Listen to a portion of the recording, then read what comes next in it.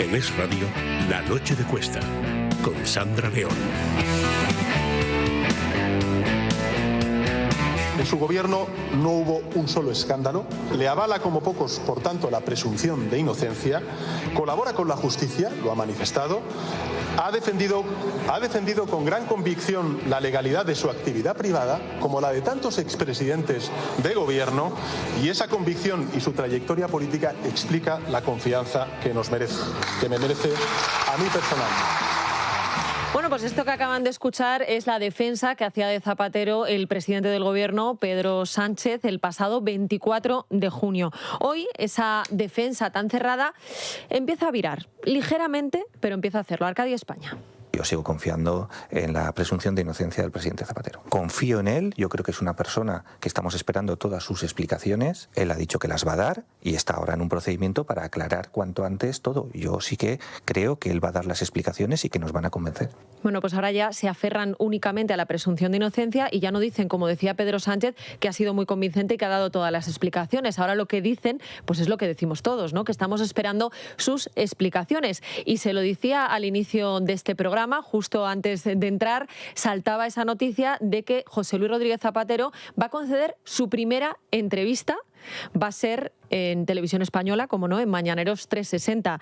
Carmen Tomás, muy buenas noches. Muy buenas noches. Y Fran Carrillo, ¿qué tal? ¿Cómo estamos? Buenas noches, Sandra. Me llevo las manos a la cabeza. ¿Qué esperamos de esa entrevista de mañana? Pues vamos a ver, si mintió en el Senado, le mintió al juez, pues mañana nos mentirá también, porque ¿qué va a hacer mañana? ¿Decir la verdad? O sea, lo que no entiendo, y yo que he estado hoy en un... Bueno, ya ha entrado un juez y ha dicho, bueno, por supuesto, el silencio va a ser su método ahora hasta que todas las personas que tienen que ir pasando, ¿no? Pues ya hagan el dibujo y entonces ya él encontrar el camino que va a recorrer. Entonces, o sea, si no vas al juez a decirle las cosas... Vamos a ver, ¿se ha cambiado de opinión? Y ha dicho, bueno, pues ya una vez que Julito ha dicho estas cosas, voy a cambio de estrategia y voy a declarar, voy a decir la verdad, voy a salvar a mis hijas, voy a intentar pues que no me caigan tantos años y no sé qué tal. Pero resulta que se va a Televisión Española. ¿Pero qué me estás contando? Bueno, pero esto tiene una explicación, Fran, y es que, claro, dice, uno en la lógica dice, pues efectivamente, que guarde silencio hasta que vea por dónde van todos los demás y luego ya, pues él traza su estrategia. Pero claro, es que ir a Televisión Española tampoco hay mucho riesgo, ¿no, Fran? Es que ahí nos va a dar la exclusiva del origen de las joyas. Sí, bueno, yo eso aspiro a ello. Está reservando la exclusiva. Ahí nos va a contar realmente... 35 días llevamos esperando desde que dijo que en una semana o 10 días nos iba a decir. Sigue esperando.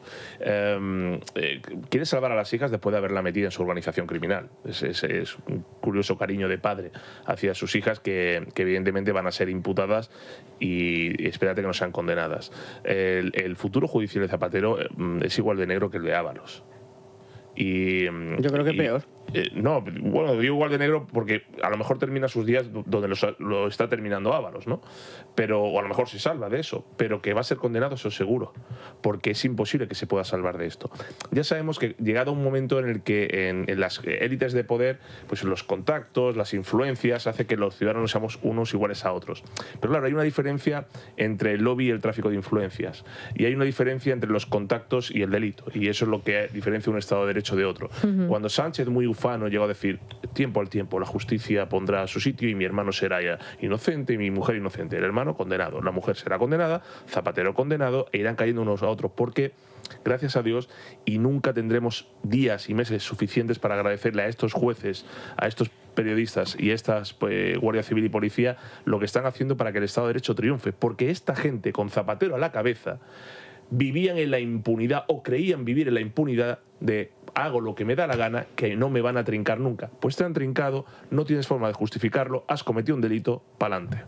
De todas formas, es muy raro este cambio de... ¿Tú lo ves raro? Estoy toda la tarde dándole vueltas y digo, esto, o sea, ¿a qué va a dar una entrevista pública? O sea, ¿qué le está diciendo el abogado? ¿A qué responde? ¿Responde solo a la acusación hecha por Julito de que las hijas estuvieron 3 años cobrando sin trabajar?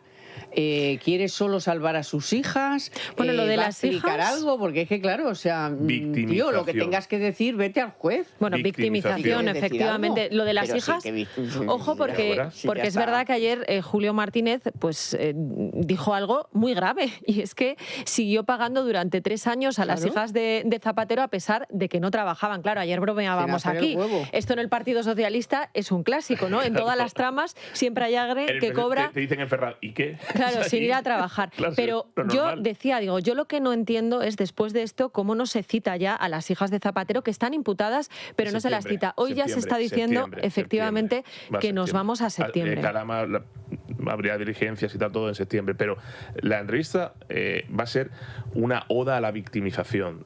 ¿Quién consume? Más allá de que nosotros mañana por el interés periodístico y ciudadano nos queramos verla, ¿quién consume televisión española?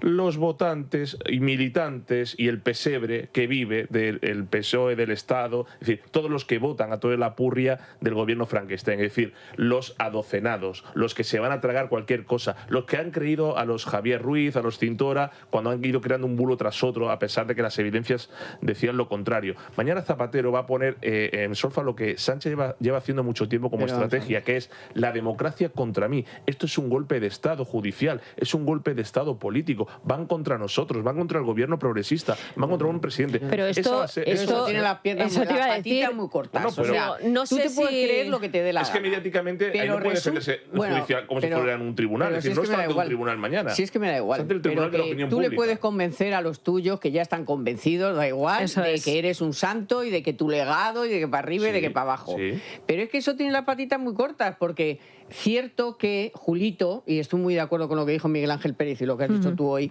o sea, es que no ha aportado nada nuevo. O sea, lo que ha hecho ha sido ratificar. Cosas que ya se sabían, que no es lo mismo que Aldama. O sea, esto de que se ha hecho un Aldama, no se ha hecho ningún Aldama, porque no ha aportado nada nuevo. Lo que ha hecho ha sido ratificar cosas que ya se conocían. Bueno, que está muy bien, porque ya todo el rollo del móvil Bueno, de Estados Unidos... ya del no es, otro, o sea, sé no qué, es que sea necesario, eso es no que vale se para nada. complementa, lo ratifica. Ya la nulidad, por eso, ya la nulidad que se olvide también. Entonces, tiene las cosas muy cortas. O sea, Pero hay en una cuanto salvedad, Carmen. sigan los siguientes... No, a lo mejor tarda, porque la Audiencia Nacional es mucho más lenta y va a tardar un tiempo, pero al final se van a comer una imputación gorda y una y más que imputación, o sea, a juicio fijo.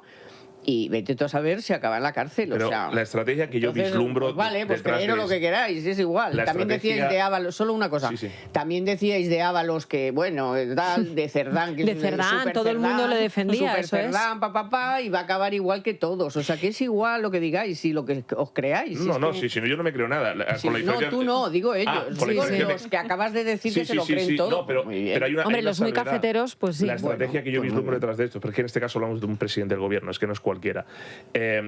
Esa gente que consume televisión española no es como los oyentes de radio que tienen las declaraciones de Julito Martínez y tal. Esa gente no escucha eso porque no se la ponen. Es decir, los que consumen esos programas, el argumentario que tienen, no ven las declaraciones Pero ni de leen los El Aldama. País, leen El País, es igual, leen no sé igual. qué, Es decir, sí, no, hombre. está- Bueno, El País es mucho más crítico, ¿eh? Bueno, en los últimos 3 meses, Sí, desde, eso. desde Con el Gugurlian, País aquí ha debajo del empezado a brazo. meter mano, Eso es. en la serie en El País, algo está Sí, cambiando. algo está cambiando. Pero en televisión española sí no. que coincido contigo en eso, No. porque es verdad, acordaros de cuando pasó todo lo de Europa y aquella conversación de Hidalgo va a llamar a Begoña, que en televisión española le dedicaron 30 segundos, creo que fue. Sí. Entonces es verdad que privan a muchos de sus oyentes de parte de la información, y yo sí Claro. coincido contigo en que efectivamente, pues a lo mejor esa audiencia, pero en este caso Pero están yo en creo el que las mundo, pruebas están en el es mundo. que se están acumulando. Pero es que él no va a hacer Hay una pruebas, defensa hay jurídica. titulares todos Que no los sabe. días. Él No va sé lo él que va va a hacer una a hacer, yo no lo defensa entiendo jurídica. Sí, él va a en ese apelar a caso. los sentimientos. Claro,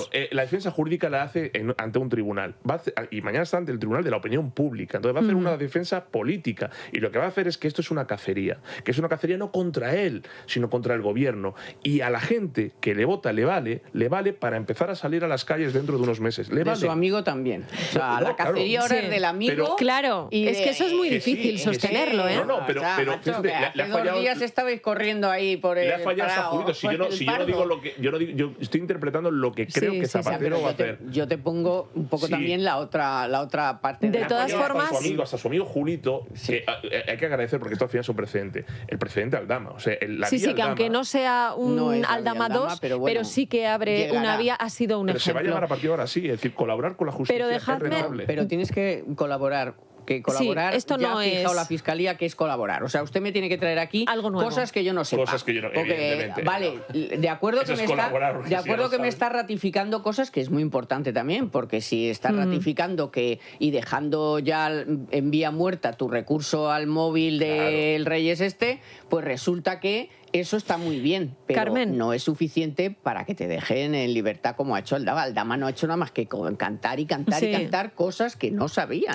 Pero vosotros creéis que el Partido Socialista está empezando a virar, aunque sea un poquito, porque hoy, aparte de los audios que escuchábamos antes, fijaros lo que respondía, por ejemplo, Ángel Víctor Torres cuando esta mañana le preguntaban por Zapatero. He escuchado al Partido Popular ayer ya de nuevo dictar sentencia, ¿no? Ante una declaración, ante una documentación que le pide un juez, ante una confrontación de que esa documentación pueda ser o no veraz, verídica y comprobable. Lo que no puede ser es que los partidos políticos se lancen a dictar sentencia, ¿no? Contra el gobierno de España, contra el presidente del gobierno, contra quien sea, ¿no? Bueno, este no era exactamente el audio que quería que escucharais, era un audio que escuchábamos antes en el que le preguntan y dice, bueno, no voy a responder a esta pregunta porque hay que dejar que la justicia siga su curso. Vamos a escucharlo. Bueno, yo vuelvo a repetir lo que llevo diciendo en estos días. Estamos en un proceso de instrucción, por tanto embrionario, están comenzando las investigaciones judiciales y de siempre, desde que llevo en la vida pública, siempre he sido muy respetuoso y riguroso también con la separación de los poderes y dejar que las investigaciones avancen. Que antes era como un apoyo cerrado completamente y ahora, no digo que no lo apoyen porque evidentemente le están apoyando, le están mostrando su confianza, pero ahora ya como que no están tan... no son tan vehementes. Solo le queda la presunción. Bueno, Óscar López siempre, Óscar López siempre. Óscar López, es ministro, pero es que es ministro del gobierno y ayer el Masaiz y no, yo no estoy Bueno, pues el Masaiz ayer apelaba a la presunción de inocencia. Pero confiamos, cuando sea condenado... Ya dirán, bueno, pero ya no tiene vinculación con el PSOE, es un expresidente, pues como lo es Aznar en el PP, que ya no tiene, ya no pinta nada. Yo con Zapatero me he visto una vez. Ese señor que un día presidió España, no sé quién es. Es decir, ya se han quedado del apoyo incondicional, de es inocente, a la presunción de inocencia, que efectivamente a todos nos protege y debe regir un Estado de Derecho. Cuando sea condenado, porque será condenado, entonces es cuando ya se separarán de él progresivamente. Porque es que ya lo hemos visto una detrás de otra. Pero todavía hay algunos que insisten en el legado, por ejemplo, Narbona esta mañana. Narbona. O sea, dice, vamos a ver, si no estamos juzgando si el legado fue mejor pero regular, que daría para hablar mucho lo del legado de Zapatero. Mira, pide y se te dará. Escucha.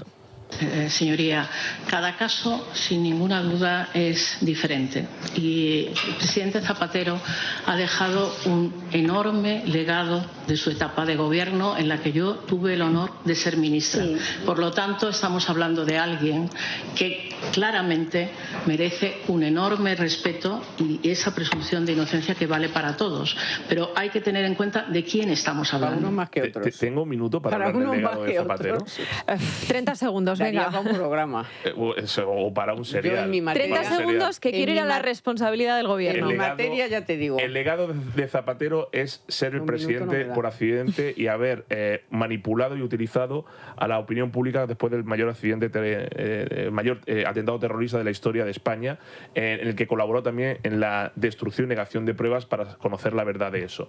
Fue el señor que cambió la política internacional de España, que en ese momento estaba alineada con el eje atlántico con Estados Unidos, y desde entonces España no se ha vuelto a recuperar de aquello, perdiendo la importancia que tenía con ese Tratado de Niza que no quiso poner en vigor. Se cargó la ley de educación que ponía en igualdad a todos los españoles en cuestiones de mérito y sacrificio. Empezó a aprobar estatutos inconstitucionales, generó la mayor crisis económica que ha habido en este país, con rescates que luego le imputó a otro gobierno. Empezó a hablar con soberanistas y tal. Le dio a ETA la importancia que tiene hoy, no la derrotó, le dio la importancia. Su legado es un legado siniestro, es un legado bellaco, es un legado bélico, es un legado de un totalitario, de un señor que, pues, lo que ha hecho toda su vida, enriquecerse con la sangre de los demás. Eso de los brotes verdes, solamente tú dices ahora a alguien, brotes verdes, De todas Ese formas, es Zapatero. el problema que tiene el Partido Socialista es que todas las noticias que estamos conociendo no solo ponen la diana al propio Zapatero, sino también al Partido Socialista, ¿no? Y en ese sentido, hoy, por ejemplo, publicaba Miguel Ángel Pérez en Libertad Digital que la sociedad que canalizó los cupos de PDVSA para financiar al Partido Socialista casualmente intentó contratar a Zapatero a través de Julito. Estamos hablando de la famosa Apamate. Hay muchas más noticias. Por ejemplo, hoy cuenta Carlos Cuesta que el rescate de Plus Ultra se lanzó después de que los accionistas hablasen de otro misterioso pago de 2 millones. Ahora nos lo va a contar Ana, porque quiero que repasemos, Ana, esa cronología de ese polémico rescate para entender por qué, como digo, Zapatero tiene razones más que de sobra para decir, como ayer contaba en The Objective Teresa Gómez, estoy muerto, pero también el gobierno de Pedro Sánchez. Sí, hay varias pistas que apuntan a la Moncloa. Vamos a hacer esa cronología y todo comenzó el 14 de marzo de 2020, que es cuando se decreta el estado de alarma y nos confinan a todos. Y para el día 23, 9 días después, Rodolfo Reyes ya se intercambiaba mensajes con el abogado Miguel Palomero y ya decía que tenían que acceder a esas ayudas. Y abrían una vía, la de Ábalos, en este caso. Días más tarde, abrían la vía de Zapatero, le preguntaban si cree que podían hablar con Zapatero y el 28 de abril, un poquito después, Rodolfo Reyes decía mediante un mensaje que habían ya conseguido hacer el puente con Zapatero. Esta era una frase literal intervenida en esos mensajes del teléfono de Rodolfo Reyes. Bueno, y entre tanto, y esto también se refleja además en el auto del juez Calama, hubo llamadas de hasta 11 minutos con Zapatero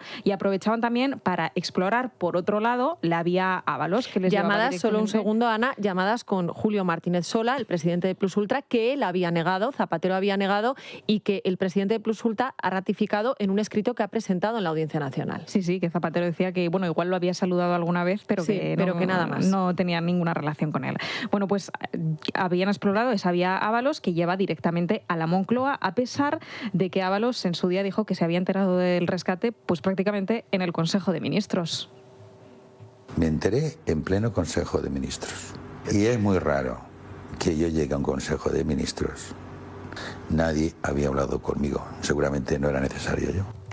Luego llegamos a ese famoso Consejo de Ministros, pero lo curioso es que aunque dijo eso, que no se había enterado de nada del rescate de Plus Ultra, el 3 de julio de 2020 se sabe que el secretario de Transportes del ministerio al que estaba al frente Ábalos, Pedro Saura, se había reunido con los directivos de Plus Ultra. Lo que dice Ábalos es que le puenteó Zapatero y que habló con Pedro Saura, que por cierto Pedro Saura lo niega todo. Bueno, es cierto que Transportes hizo un informe que desaconsejaba totalmente, lo recordamos ayer, porque no cumplía ninguno de los requisitos que se habían puesto para conceder las ayudas. O sea, claro, pues para septiembre ya habían formalizado esa petición de ayuda a la SEPI y esto había sido el 1 de septiembre y solo 6 días después, el 7, sabemos que Zapatero se reúne con el entonces ministro de Seguridad Social, con José Luis Escrivá. Bueno, esta es otra pista que por supuesto nos lleva a la Moncloa, porque en ese mismo septiembre la ayuda con la SEPI, que estaba paralizada, pues de repente deja de estarlo. Y esto es precisamente esos mensajes de los que hablabas, del 30 de septiembre, entre Rodolfo Reyes y Roberto Rosell, y también accionista de Plus Ultra, hablaban de que iban a llamar a la SEPI y de que eran clave 2 millones de euros, que no sabemos todavía a qué se refieren. Bueno, Escrivá, de todas formas, ha negado que hablaran en esa reunión de Plus Ultra. Queríamos aprobar con el máximo consenso posible, como así fue, solamente votos de abstención de Vox, el acuerdo de pensiones del Pacto de Toledo. Y yo, que no conocía al señor Zapatero en ese momento, yo quería, a través del señor Zapatero, acceder a toda una parte de la izquierda parlamentaria, y de eso fue mi conversación con el señor Zapatero, y hablamos de la pandemia y otras cosas. De todas formas, un mes después ya la habían aplazado desde el Ministerio de Escrivá una deuda a Plus Ultra, que era otro de los requisitos por los que no podía acceder a ese rescate. El 2 de marzo, bueno, el 26 de febrero de 2021, y esto es importante, esos 11 días antes de que se aprobase el rescate en Consejo de Ministros, Julito avisó a los miembros de Plus Ultra de que se iba a conceder esa ayuda de la SEPI, y luego ya sabemos que lo ha dicho porque Zapatero se lo comunicó directamente, que sabían que iban a concederse ese rescate, por lo que el 2 de marzo, solo unos días después, se reúnen Julio Martínez Sola y Rosselli para comer y celebrar con ostras y champán y luego decir mensajes como aviso a navegantes, la SEPI no aprueba estos gastos, riéndose de esa ayuda, y después justo una semana después, el 9 de marzo, ya se aprueba el rescate en Consejo de Ministros. Esto va a costa del 1%, ¿no? Decían cuando estaban tomándose las ostras y el champán. Bueno, vamos a hacer una pausa para la publicidad, si os parece, y a la vuelta os pregunto, pues, ¿qué os parece y cómo creéis que puede impactar esto en el gobierno de Pedro Sánchez? Porque ayer ya alguna de las acusaciones populares pedía que comparecieran todos los ministros que estaban en ese Consejo de Ministros que aprobó el rescate de Plus Ultra, empezando por María Jesús Montero. Vamos a publicidad y enseguida volvemos. Cuando el presidente del gobierno no fue capaz de oler la corrupción en el asiento de al lado de su coche, no fue capaz de olerla en el asiento del Consejo de Ministros, ni en el asiento de al lado del Comité Federal del Partido Socialista, ni en su casa, es evidente que el nexo político corruptor es el presidente del gobierno. Bueno, pues esto que acaban de escuchar es el resumen del curso político que hacía hoy Alberto Núñez Feijóo, líder del Partido Popular, en su tradicional balance, y nos decía pues que Pedro Sánchez es el nexo corruptor de todas las tramas. Ahora os voy a preguntar, porque nos quedábamos antes de la publicidad con la miel en los labios, ¿qué pensáis, cómo puede afectar todo esto al Partido Socialista y al Gobierno? Porque esa es la segunda parte, ¿no? Es evidente que a Zapatero se le están poniendo las cosas muy negras, pero la pregunta es si también se le van a poner negras al Gobierno y al Partido Socialista. Pero antes, Ana, vamos a tomarnos el CalPlus. A relajarnos. Sí, CalPlus de Mundo Natural, un complemento rico en aminoácidos y con vitaminas B3 y B6 que contribuyen al buen funcionamiento del sistema nervioso. Ya sabes, CalPlus de Mundo Natural, y gánale la batalla al estrés. Consulta a tu farmacéutico dietista en Parafarmacias del Corte Inglés y en parafarmaciamundonatural.es. Mundo Natural.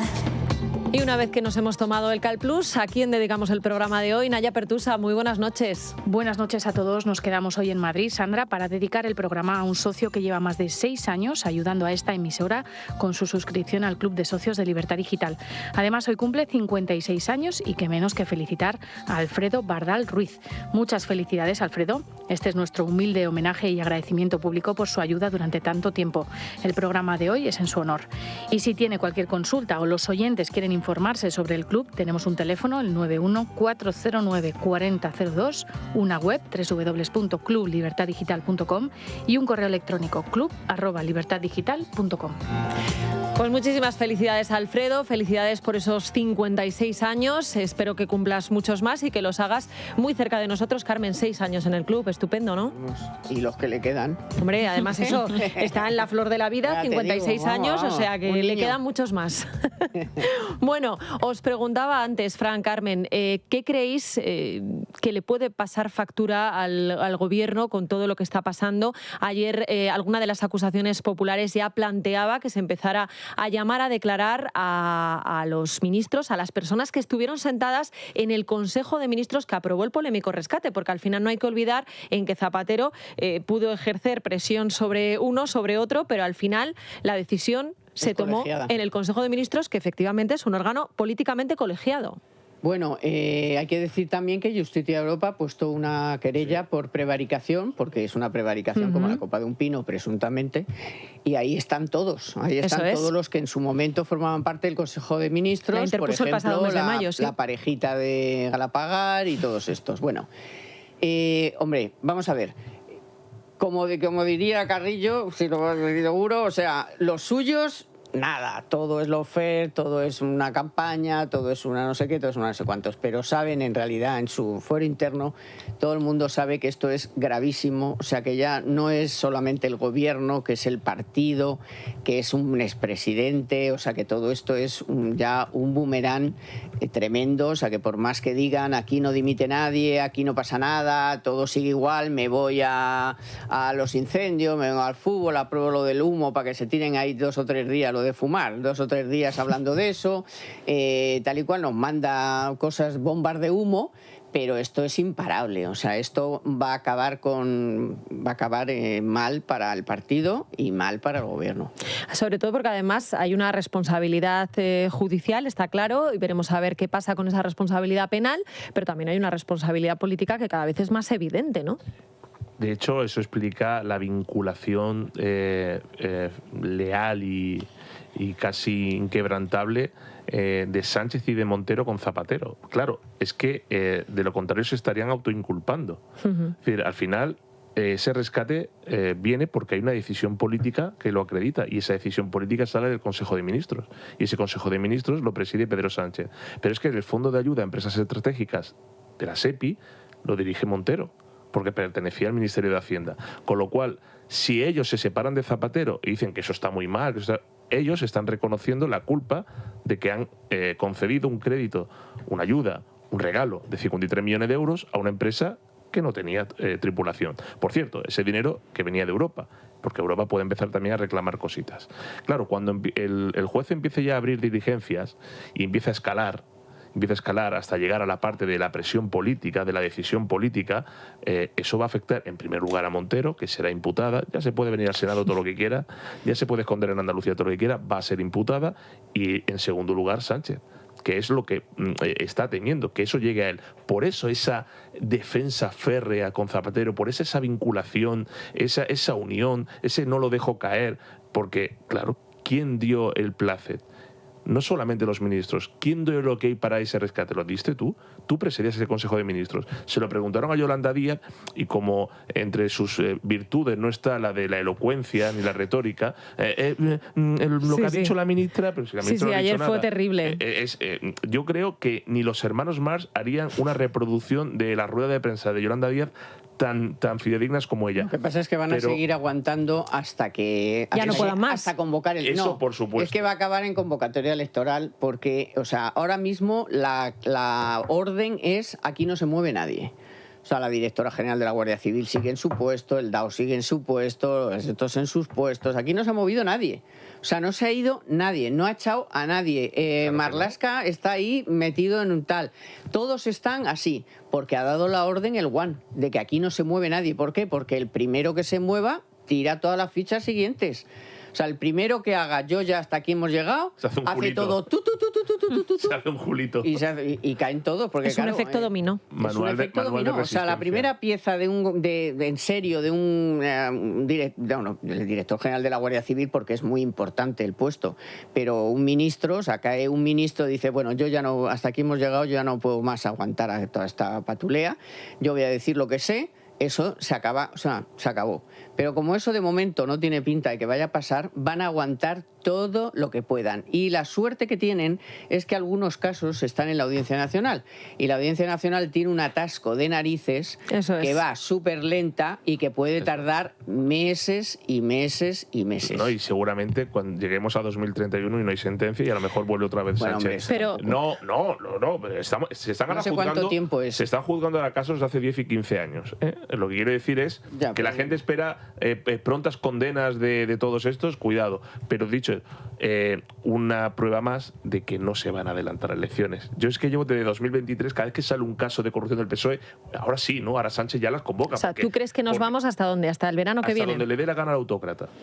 La última, si no me equivoco, creo que el último día para convocarlas, creo que son el 28 de junio del año que viene. Pero es que ella está pidiendo... Y nos vamos a agosto. Claro, pero ella está pidiendo ¿cuándo las tiene que convocar? ¿Cuando la última vez que disolvió las Cortes o cuando se convocó? Ya está pero en todo caso nos vamos al verano que viene. Pero sabes que la Constitución tiene excepciones que acreditan al presidente a no convocarlas si esas excepciones se reproducen. Es decir, inestabilidad económica social, conflicto exterior tal, imposibilidad de garantizar la limpieza de las elecciones. Y es experto en retorcer las leyes. Correcto, con lo cual, cuando ayer nos levantamos con la noticia, o nos acostamos con la noticia, de que uno de los amigos de Zapatero y por tanto de Sánchez, porque pertenece al Internacional Socialista, el dictador de Nicaragua, el amigo Ortega, dijo, aquí no se van a celebrar más elecciones porque así no llega la derecha al poder. Digo, ¿con qué naturalidad lo dice y cómo me suena esto a España? Si antes tampoco, o sea que... No, pero quiero decir que eso... Antes lo hacía igual. Como cabe elecciones, las ganaba a la húngara y punto. No, pero quiero decir que eso de llegar a alterar las elecciones, a la dictadura, al caos, al exilio, ya lo dijo el PSOE en la Segunda República, ya lo ha dicho Pablo Iglesias durante todos estos años, ya lo dice también Pedro Sánchez de vez en cuando, que ya llegarán las elecciones cuando a mí me dé la gana, porque lo que no quieren es la alternancia o la alternativa democrática. Más que nada va a tener un problema con con el juicio de Begoña. Porque el juicio de Begoña, si como nos dice Miguel Ángel Pérez, es en primavera, la primavera dura 3 meses, marzo, abril y mayo. En mayo son las municipales y autonómicas. ¿Se va a atrever antes del juicio? O sea, por ejemplo, como decían algunos, bueno, ¿no? Aquí en esta mesa hay quien decía que sería que a lo mejor las hacía coincidir porque le vendría fenomenal para movilizar a los suyos, el hacerse la víctima en pleno juicio. Le matan, o sea, los suyos van, esos sí que van, esos son los suyos, pero esos le matan, o sea, esos van a Moncloa hombre. Pero sí, pero lo que pasa es que antes de todo eso y además ahí va ya, a nombrar él. Pero espera, pero ahí ya se habría producido el juicio. Entonces, en mayo, se supone, más o menos en 20 y tantos de mayo, eso ya a lo mejor ya ha sido el juicio. Entonces, ¿qué te vas a presentar a las elecciones? ¿Con la mujer juzgada y condenada? Digamos. Pues yo qué sé, aquí hemos visto Dicen de todo, Carmen. En marzo, antes de que juzguen a la mujer y la condenen, pues por lo menos celebrar elecciones y ahí ya... De todas formas, el problema que tiene Pedro Sánchez es que da igual, se le acumulan los casos, que ahora cerraremos Begoña y empezará otra trama a juzgarse. Cuanto más tarde siempre dicen, claro. No, es que cuanto más tarde es peor, porque vas a ir acumulando más cosas. Y en el caso de Zapatero decía antes Fran, bueno, a lo mejor se libra de la cárcel. Ojo con lo de a lo mejor se libra de la cárcel, Zapatero, que antes decía Fran que a lo mejor se libraba. A mí creo que hay que poner datos concretos porque no sé si somos conscientes de todos los delitos a los que se enfrenta y de todas las penas que le pueden caer. Porque lo que ha dicho Julito es muy grave y yo quiero que pongamos datos concretos sobre la mesa. Todavía no ha salido el oro, los metales. Pero todavía no estamos en China.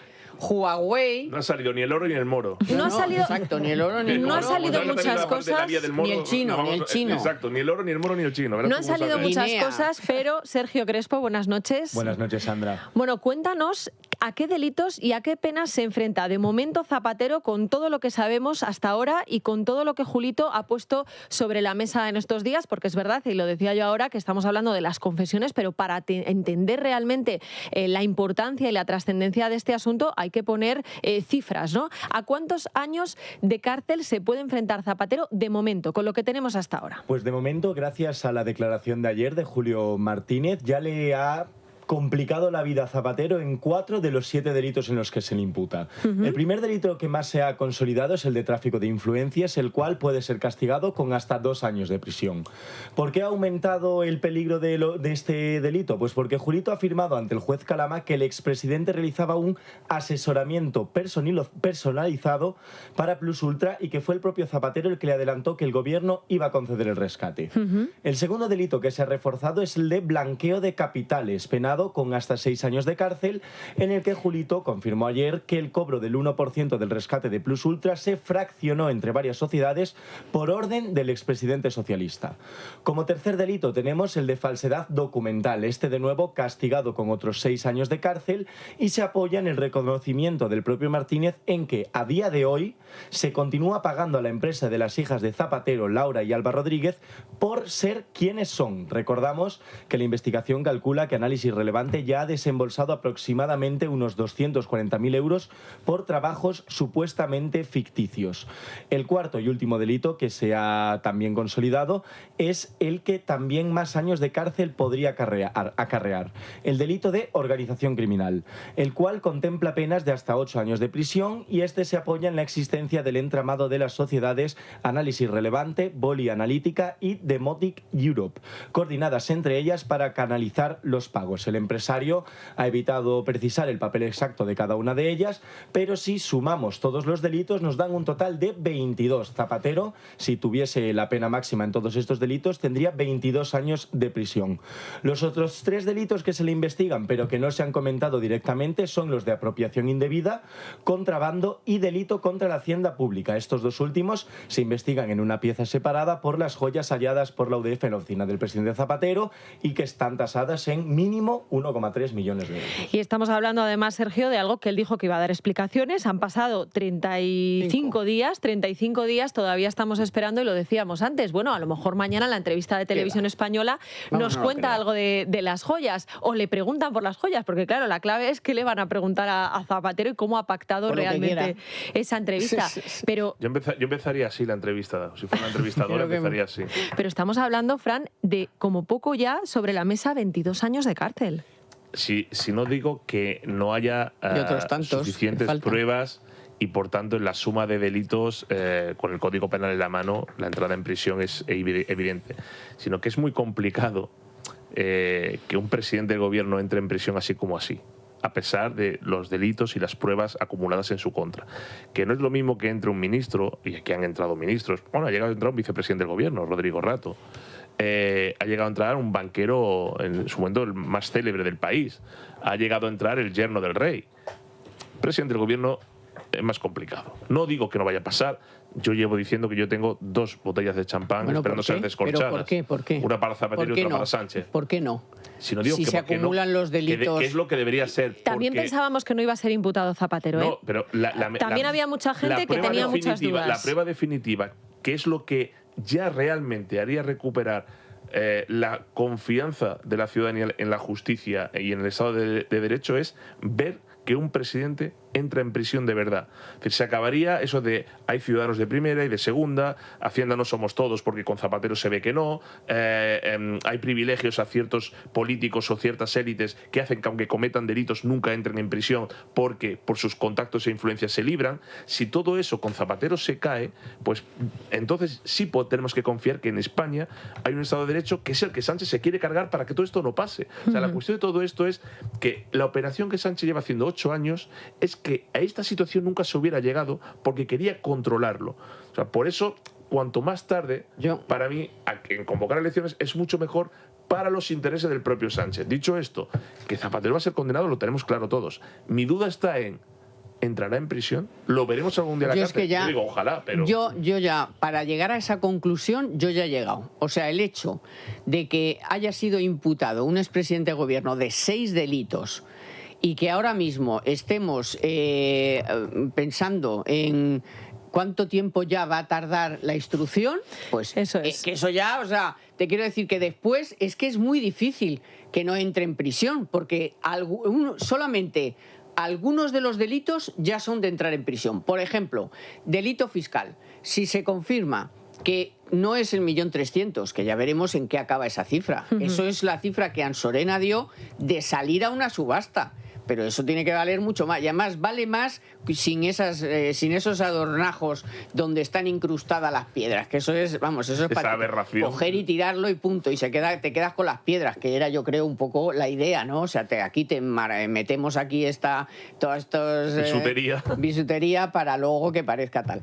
Entonces, ya es que solamente el delito fiscal, es que hay gente que está en la cárcel por el delito fiscal. Creo que debe ser condenado, que con la imputación solo no, que si es condenado, entonces sí. Pero lo que quiere decir, pero digo, lo que quiere decir, Carmen, ¿habías pensado que iban a imputar de 6 delitos a un expresidente del gobierno? Yo, sinceramente, no. Ni a la mujer de un presidente. Pues ya está. Claro. Entonces, y eso que vimos a una infanta hacer el paseillo y todo aquello. O sea, cuidado con eso. Sí. Que ya hemos visto algo. Pero un expresidente, todo el mundo decía, esto queda, toma, 6 delitos. Y ahora... Bueno. Con las traviatas que vamos a ir viendo... En la España del PSOE reconozco que me cuesta reconocer... En la España, ¿por qué te sigue siendo la España del PSOE? Pues eso hay que reconocer, que hay jueces, fiscales y tal, que la España de Sánchez se la... O sea, no bueno, le interesa. Dejadme que pasemos a otro asunto, porque yo no sé si os acordáis de estas declaraciones que hizo Víctor de Aldama hace tiempo, denunciando que emisarios de Bolaños y de Santos Cerdán quisieron comprar su silencio tras la detención de Koldo. El señor Bolaños contactó con mi jefe de comunicación, que es Ramón Bermejo, para ofrecerle mucho dinero para que yo me callara. El señor Bolaños. Por eso, como no accedemos, montan todo el lío para meterme en la cárcel. Sí, lo digo así de claro.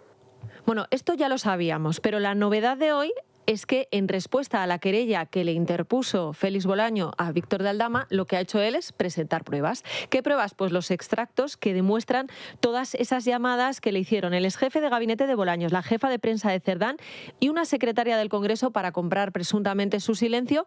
Y ojo, porque además lo que también revela en ese escrito Aldama es que Bermejo alertó nada más y nada menos que a la presidenta del Partido Socialista, Cristina Narbona. Ana.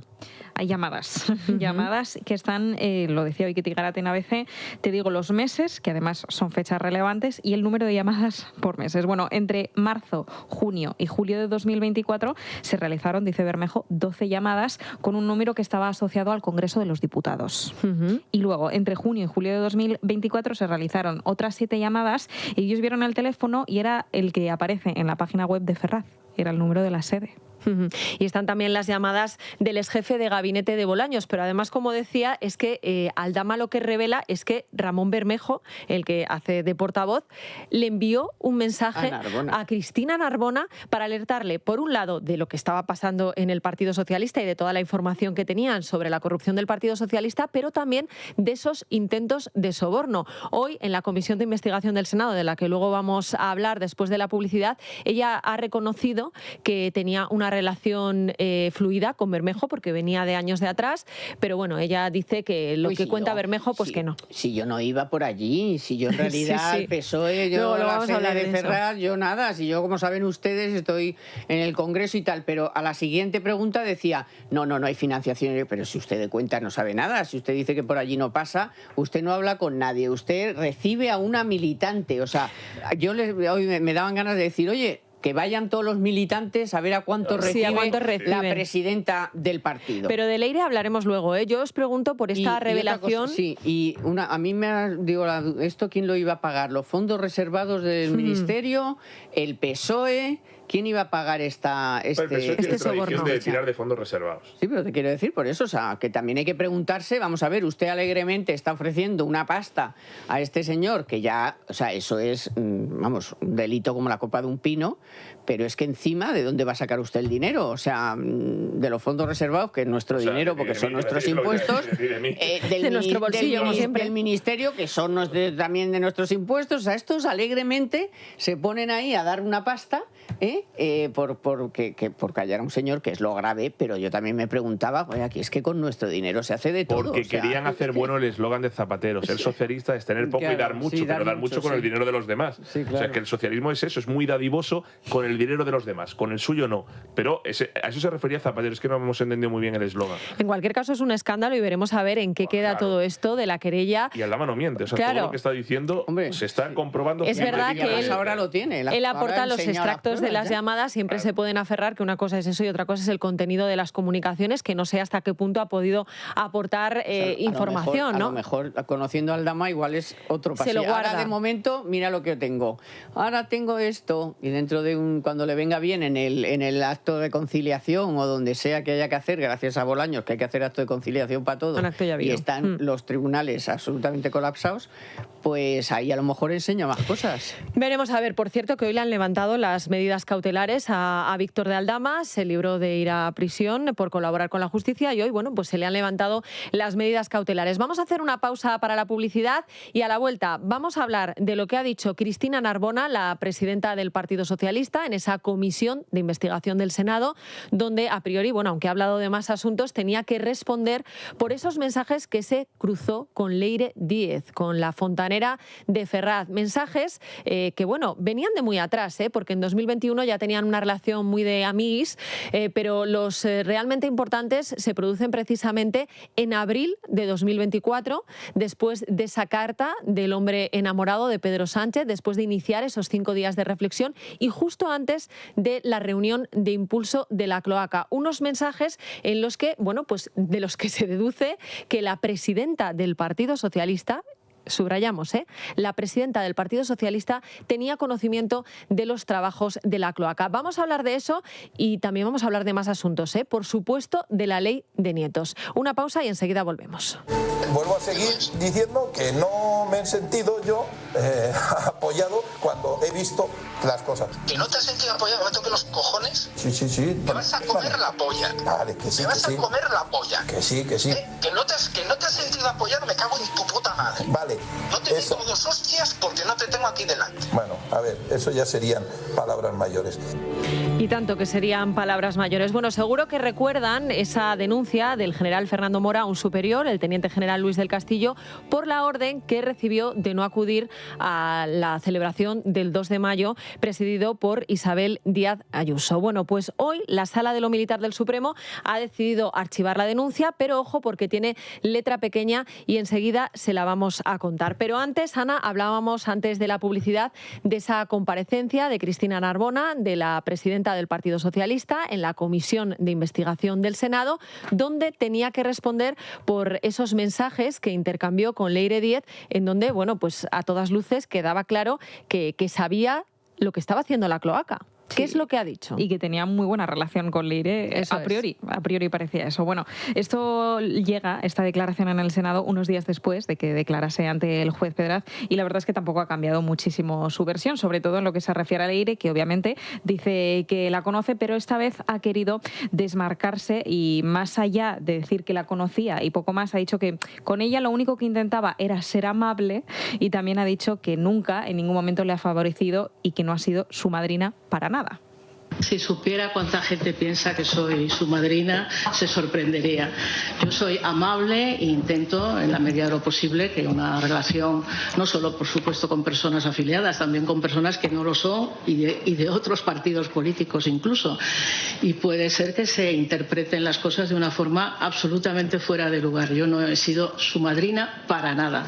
Decía yo antes al inicio que me recordaba a Reyes Maroto, porque dice Narbona, bueno, es que yo soy una persona muy amable, ¿no? Y Reyes Maroto también decía lo mismo, la exministra, cuando le pillaron con los mensajes de WhatsApp con Aldama, que ella decía que no le conocía de nada, le sacaron los 42 mensajes y decían, bueno, es que yo soy muy amable, no soy muy educada. Bueno, hay mensajes de 2021, lo decía yo antes, pero los mensajes clave son los de 2024, cuando Leire escribe a Narbona y le dice, hay que reconducir los ataques al presidente, dar ayuda cualificada y dar la vuelta al asunto como a un calcetín.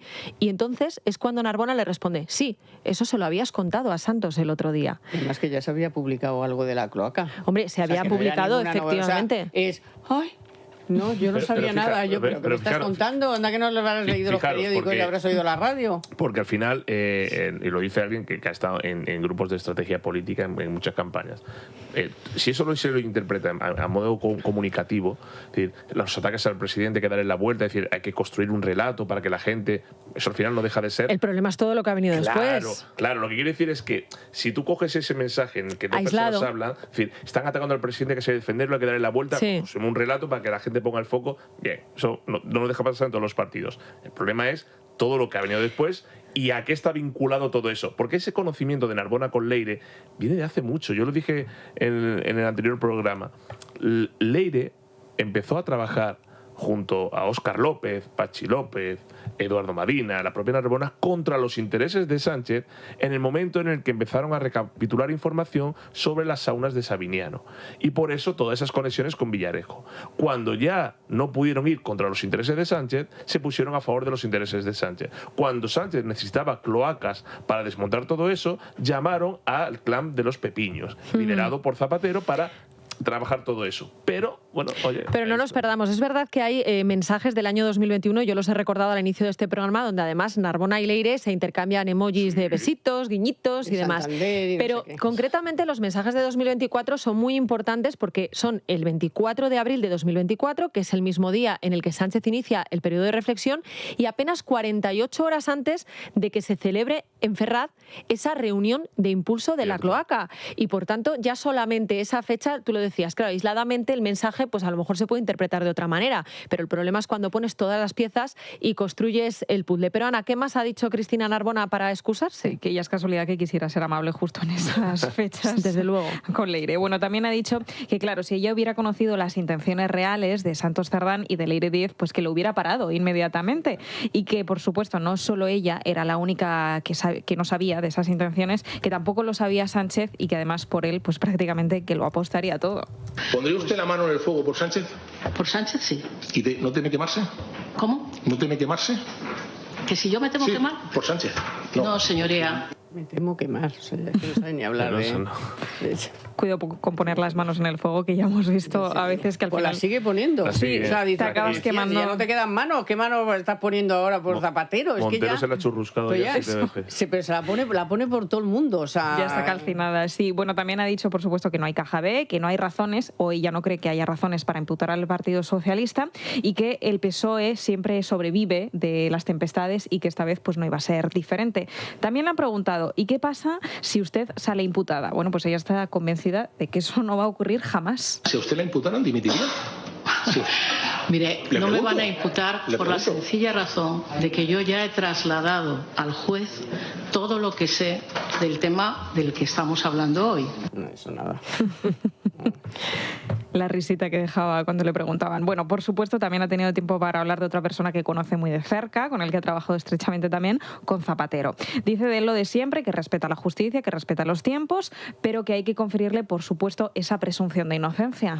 Señoría, cada caso, sin ninguna duda, es diferente. Y el presidente Zapatero ha dejado un enorme legado de su etapa de gobierno en la que yo tuve el honor de ser ministra. Sí. Por lo tanto, estamos hablando de alguien que claramente merece un enorme respeto y esa presunción de inocencia que vale para todos. Pero hay que tener en cuenta de quién estamos hablando. ¿De quién estamos hablando? Es que hay ligas en el Partido Socialista. La presunción de inocencia depende. Pero ¿qué os parece cómo se ha escabullido? Ha dicho otra cosa que a mí me ha parecido importante, que es, hay personas que han abusado, que abusan de la confianza, que van en contra de nuestros valores, y dices, ¿y Zapatero? O sea, Zapatero está dentro de vuestro...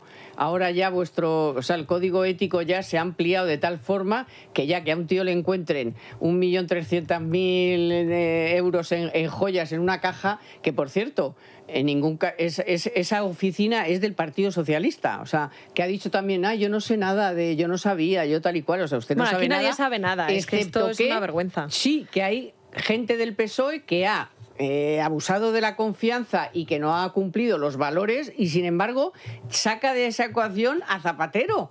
O sea, un tío que ya, aunque solo sea porque ha sido incapaz, primero tenía eso en una caja fuerte, no querían abrir la caja fuerte, hubo que amenazarles con traer a los del machete para abrirla.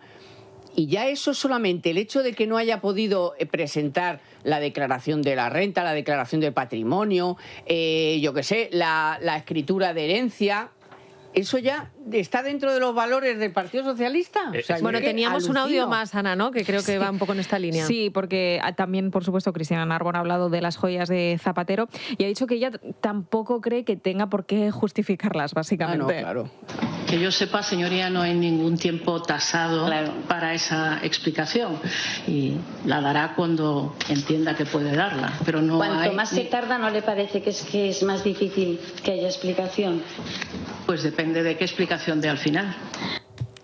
Bueno, la explicación la hubiera dado el primer día, o sea, el mismísimo día. Sobre todo porque una cosa es que tú digas, bueno, voy a tardar X tiempo en presentar las pruebas, pero doy datos más concretos, ¿no? No, es que mandó a su portavoz a decir cosas. Sí, es cosas decir, que no tenían ni pies ni cabeza. Pero ¿quién le ha... O sea, quiero decir que Luis Arroyo nos dijo que las piezas, las joyas valían entre 30.000 y 50.000 euros. Eso no lo dijo Gratiat Amore, tampoco dijo que era una herencia de Sonsoles y la tía, o sea, eso lo dijo porque se lo dijo Zapatero que lo dijera. De hecho, dijo Luis igual Arroyo. que luego Y dijo lo de Zapatero está Arabia. interesado en que se sepa, dijo. Sí, y luego dijo, no, eso a mí me ha dicho Zapatero que nada que ver con Arabia Saudí. O sea, quiero decir que esas cosas las decía por boca de Zapatero, porque si no el primer día que dice una tontería le manda a freír monas. O sea, si está un tío diciendo chorradas sobre tu cuestión, no, dijo las cosas que le convenía a Zapatero decir, que ahora no ha podido demostrar ni que era de la tía, ni que era una herencia, ni que era de Arabia Saudí, porque no son de ningún sitio de esos. Es bastante definitorio y descriptivo del carácter moralmente cochambroso de un partido que su faro ético sea un contrabandista, que su faro moral sea un señor que se ha enriquecido de una narcodictadura con la sangre de millones de ciudadanos inocentes, que su faro moral sea el líder de una organización criminal, dicho por Estados Unidos, de blanqueo de capitales junto a Alex Saab, que su referente político e intelectual sea un señor que ha vivido de asesorar a las mayores autocracias y asesinos del mundo y que, entre otras cosas, pues no declara Hacienda lo que tal, mete a sus hijas en ese entramado criminal, tiene sociedades por todo el mundo. Ese es su referente, el referente del partido. Sí, ¿Cómo tiene que estar? No, cada uno elija sus referentes y eso les define. Lo que claro, define es el partido. Si ese es vuestro referente. Lo que pasa es que en este país todavía tenemos, digamos, el pudor de decir lo que en otros países ha pasado y ha sucedido y no se ha venido bajo el país. El PSOE tiene que desaparecer para que este país se regenere. O sea, no hablo de que pierda el poder, porque el PSOE es un partido que está acostumbrado a perder el gobierno, no el poder. O sea, una cosa es perder el gobierno y otra cosa es perder el poder. Esta España está construida por el PSOE. Ese es el arquitecto de este país. Por eso siguen mandando a pesar de que pierden el gobierno. Debe desaparecer como partido para que toda esta podredumbre institucional, moral, económica, social y cultural también desaparezca. Pues hablando de esa podredumbre, ha pasado algo en Francia, Grecia, que bueno, podéis decir. Tiene otros problemas, pero no ha pasado nada en Francia. En Italia no hay tampoco un partido socialista. Pues un ejemplo más de esa podredumbre y de cómo utilizan las instituciones lo veíamos la semana pasada con esos audios como el que escuchábamos antes del general Mora, al que se le ordenaba no acudir a un acto de Isabel Díaz Ayuso por la simple razón de que Ayuso es declarada enemigo público número 1 de este gobierno. Unos audios que vamos a volver a escuchar porque son de una gravedad tremenda. Vuelvo a seguir diciendo que no me he sentido yo apoyado cuando he visto las cosas. ¿Que no te has sentido apoyado? ¿Me toque los cojones? Sí. ¿Te vas a comer la polla? Vale, que sí, ¿Te vas a comer la polla? Que sí. Que no te has sentido apoyado, me cago en tu puta madre. Vale. No te digo dos hostias porque no te tengo aquí delante. Bueno, a ver, eso ya serían palabras mayores. El caso es que el general Mora lo que hizo fue interponer una denuncia y bueno, pues se ha tumbado la sala militar del Supremo ha archivado esta denuncia porque lo que dicen es que no se puede considerar que el teniente general al mando de operaciones incurriera en delito alguno porque él se limitó a comunicarle lo que le habían ordenado. Es decir, que yo entiendo que en todo caso habría que mirar más arriba porque claro, no están diciendo que esto esté bien o esté mal. Lo que están diciendo es, bueno, él era un mandado, pero claro, si miramos más arriba, miramos al DAO, si miramos al DAO, miramos a Marlaska, y si miramos a Marlaska... A Sánchez, pues ya está. Claro. Sí, al Todo final, acaba en lo mismo. que no es el nexo corruptor, que decía Feijóo al principio del programa, que es el ovillo corruptor. O sea, el nexo corruptor o nexo cloaquero es Leire. O sea, Sánchez es el ovillo corruptor. O sea, él empieza y termina el hilo en él, en la amalgama de es la que en realidad putrefacción. todo esto último, por ejemplo, se hace por él. O sea, se hace para que los casos que más a él le duelen, que son los de su hermano y su mujer, acaben mal. O sea, acaben con los jueces tal, los de la UCO no sé qué, el de la UCO tal. O sea, en Ahí realidad... sí se entiende el mensaje de Leire a Narbona. En ese contexto hay que darle la vuelta al calcetín. Claro, pues, oye, hay que salvar a Sánchez de todas estas cosas que le están pasando, porque esto es una cacería contra la mujer, el hermano y tal. ¿Qué le salva a Sánchez de no ser imputado mañana? ¿Qué le salva a Sánchez? Que es presidente del gobierno. El día que lo deje de ser, será imputado. Bueno, veremos a ver. No sé si eso va a ser tan así. Más largo, vamos a ver si no, si es que yo cuando me centro tanto en la frase digo, es que no la dijo de forma casual. Sánchez no dice las cosas de forma casual ni las hace. Las elecciones ya se celebrarán.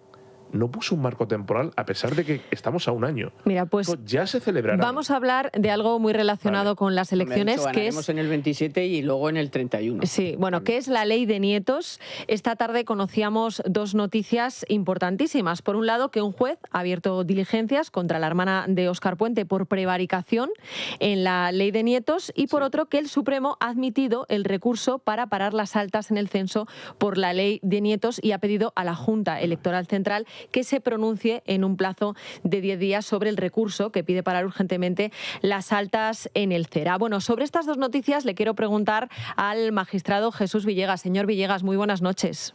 Hola, buenas noches. Bueno, la noticia de la hermana de Óscar Puente ha llamado muchísimo la atención, pero si bien la instrucción, y ahora recordaremos exactamente lo que decía, usted siempre ha defendido que debería ser nula, ¿tiene recorrido estas diligencias por prevaricación? Bien, la verdad es que la magistrada ha obrado con mucha prudencia, porque fíjense, ¿qué es lo que ha hecho? Ha pedido informe previo del fiscal, del Ministerio Público. Entonces ahí es donde va a estar la respuesta a la pregunta que nos hacemos ahora. De todas formas, les tengo que decir que efectivamente yo ya he defendido en numerosas ocasiones que esa instrucción es ilegal porque contradice el texto de la ley, que es una norma de rango superior, pero eso es una cosa, y otra que tenga consecuencias penales. Por eso, si resulta que al final esta querella que va por la vía penal no llega a ninguna parte, eso no quiere decir que la instrucción sea válida, no nos confundamos. Claro. Hay que recordar que la ley de nietos, lo que decía, y además a mí me gusta leer el textual para que entienda la gente, pues por qué decimos que esa instrucción que se emite a posteriori es ilegal. Lo que decía la ley de nietos inicialmente, y se lo voy a leer, es que es objeto de esta ley el reconocimiento de quienes padecieron persecución o violencia por razones políticas, ideológicas, de pensamiento u opinión, de conciencia o creencia religiosa, de orientación e identidad sexual, durante el periodo comprendido entre el golpe de Estado del 18 de julio del 36, la Guerra de España en la dictadura franquista, hasta la entrada en vigor de la Constitución española de 1978. Bien, esto fue lo que se aprobó en el Congreso de los Diputados. ¿Qué es lo que sucede? Pues cuando se aprueba una ley, luego se emiten instrucciones pues para que se tenga claro cómo se traslada eso a la práctica. Esa instrucción la firma la hermana de Óscar Puente y lo que dice es: se presumirá la condición de exiliado respecto de todos los españoles que salieron de España entre el 18 de julio de 1936 y el 31 de diciembre de 1955. Claro, esto es muy diferente porque lo que hace es abrir la puerta a que todo aquel que se exiliase en ese periodo, sea cual fuera la razón, que se fuera de España, mejor dicho, sea cual sea la razón, pues tiene derecho a esa nacionalización y, por tanto, a votar en unas elecciones. De ahí que usted, señor Villegas, siempre ha defendido que esta instrucción debería ser declarada nula. ¿Cuál sería el procedimiento para que sea declarada nula? Bien, el procedimiento en realidad en sus detalles es complicado, pero en sus líneas generales es muy sencillo. Primero tienes que hacer una reclamación ante la Administración, que es juez y parte ahí, porque eso no son los jueces, no son los tribunales, eso es Poder Ejecutivo, y luego, si no rectifica, pues entonces ya puedas acudir al Poder Judicial, a los jueces, a la jurisdicción contenciosa administrativa. Mire, usted lo ha explicado estupendamente. ¿Qué pasa? Que las leyes pues son muy generales, son muy abstractas. Cuando salen del Parlamento, de las Cortes, muchas veces no se pueden aplicar al caso concreto. Y ahí está el Gobierno con el Poder Ejecutivo, que puede dictar reglamentos, instrucciones, actos concretos para facilitar su aplicación. Pero lo que no puede hacer es traicionarlas, violarlas, contradecirlas, porque no tiene poder para contradecir la voluntad del pueblo soberano expresada a través de sus representantes en Cortes. Y lo que aquí está pasando es que quieren convertir esto en un coladero. La ley exige al Gobierno que analice caso por caso. Al Gobierno me refiero a la Administración, al Poder Público. Y lo que no se puede hacer es sencillamente renunciar a esa labor de examen, de hacer justicia concreta en cada supuesto particular y convertir esto en un coladero, porque puede tener consecuencias gravísimas en la alteración del censo electoral. Está claro. Aún así, bueno, como decía, siempre ha defendido usted que se tenía que anular esa instrucción. Hay que decir que Vox ha emprendido acciones legales varias, una de ellas solicitar al Ministerio de Justicia que la retire. Justitia Europa había pedido al Supremo que se pronunciara y hoy el Supremo ha admitido el recurso para parar las altas en el censo y ha pedido audiencia a la Junta Electoral Central porque la semana pasada la Junta Electoral Central se pronunció al respecto, dijo que efectivamente esto era irregular, pero lo que decía la Junta Electoral era que no tenían potestad para hacer nada. Hubo una serie de votos particulares firmados por varios vocales, entre ellos, por cierto, un magistrado del Tribunal Supremo, que decían que ellos no estaban de acuerdo y que ellos creían que sí tenían potestad para hacer algo. No sé cómo lo ve usted. Sí, vamos a hacer una pequeña precisión jurídica para que lo entiendan nuestros oyentes. Eso es lo que se llama una medida cautelar. Ahora mismo, ante la Junta Electoral, no se está cuestionando, no se está decidiendo si esa instrucción va a ser declarada nula, válida o lo que sea. Lo que se quiere es parar, detener, paralizar el proceso electoral para que no se conformen las listas, no se preparen las elecciones, basándose en un presupuesto, en una instrucción que puede ser declarada nula. Sería como construir una casa sobre un cimiento y luego después el cimiento desaparece, pues se te viene abajo. ¿Qué posibilidad tiene esto de prosperar? Hombre, pues no lo sé, pero entendido en estos términos de medida cautelar, yo lo veo que puede ser algo razonable, claro. O sea, ¿cree que sí que tiene sentido adoptar esto como medida cautelar por las consecuencias que puede tener? Claro, porque estamos hablando de casi 2,6 millones de personas, aunque bueno, el Gobierno dice que para las elecciones de 2027 no daría tiempo a nacionalizar a todas estas personas, a todos estos potenciales votantes, pero claro, es que eso puede tener un problema, que es que no hay marcha atrás, ¿no? Claro, mire, en primer lugar una cuestión de principio. Con la ley no se juega. Entonces, el poder público, la administración, no puede violar y tirar a la papelera, a la basura, lo que han dicho los representantes del pueblo español. Y luego después, fíjese, la circunstancia de que esta gente pueda votar en estas elecciones o en otras, aun siendo importante, es un poco desviar el foco de atención. Lo que ocurre es que con la nacionalidad española tampoco se juega, y la definición de nuestra propia identidad, la definición de lo que somos, la comunidad política, la ciudadanía, tiene que configurarse en nuestro país por vías legales y no coyunturales de los intereses de un momento determinado. Con lo cual, fíjese, la irresponsabilidad es de tal magnitud que no se circunscribe a un momento determinado, sino que puede hacer historia y condicionar para las generaciones futuras lo que es España. Pues más claro, imposible. Señor Villegas, muchísimas gracias por atendernos, como siempre. Un abrazo. Un auténtico placer. Gracias y hasta la próxima. Bueno, pues no sé cómo lo veis vosotros, pero... Entiendo los razonamientos jurídicos obvios, no voy a poner yo más que el juez. Pero... Bueno, los jueces ya sabes que siempre son prudentes, ¿no? Ya, cuando hacen me cuesta, apariciones públicas. Sí, en plan leguleyo me cuesta creer, porque primero es que la intención de esta señora era evidente, porque primero esta señora no ha hecho eso solo por su cuenta, o sea, esto responde a un interés de aguas arriba. Entonces vamos a dejarnos de tal, que a lo mejor esto no tiene ninguna causa penal, que no digo que lo vaya a tener, pero digo, yo quiero dejar claro que yo estoy seguro de que esta mujer, la señora Puente, no hizo eso por su cuenta. Todo el mundo en el Ministerio de Justicia sabía que con una instrucción no se puede cambiar una ley, o sea, es que eso es de primero de EGB, solo sabemos hasta yo lo sé, sin ser jurista, que obviamente si quieres cambiar, tienes que hacer un reglamento, y no para cambiar la ley, sino para, como ha dicho el juez, para aclarar cosas que la ley no aclara. O sea, luego se hace siempre un reglamento. En ese reglamento, incluso en materia económica, cuánto va a costar, cómo se hace, no sé qué y tal igual. Pero una instrucción nunca. Entonces, que una señora que está ahí con ese cargo y con esos estudios no lo sabe. Y cuando un funcionario público hace algo que no está bien a sabiendas de que no está bien, pues yo creo que eso tiene que tener que no lo tendrá, pues vale, pero desde luego eso hay que pararlo como sea, porque es que eso es ilegal, o sea, es ilegal. Como empecemos a castigar a los funcionarios que saben que no hacen las cosas bien a sabiendas, Hacienda se queda vacío. Bueno, pero es que a lo mejor es lo que habría que hacer para que todo el mundo aprenda, claro. En vez de ascenderlo o echarlo, pues a lo mejor lo que tiene que hacer el que quiere hacer su trabajo bien, pues que lo haga, y el que no lo está haciendo, Pero sobre todo porque, claro, o sea, esto, como todo, hay que hacer el puzzle. Y una cosa es lo que estamos viendo, y lo que estamos viendo es esa instrucción que se hace después de ese texto que aparece en la Ley de Memoria Democrática.